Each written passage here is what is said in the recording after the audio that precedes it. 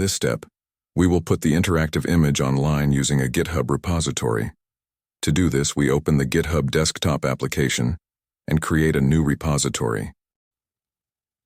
In the repository folder created at the specified location, we add the outputs obtained with the 360 sequence generator program.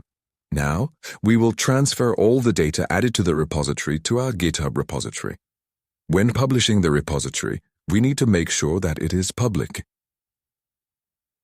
When we refresh the page, you will see that our new repository has been added along with the data we included in it.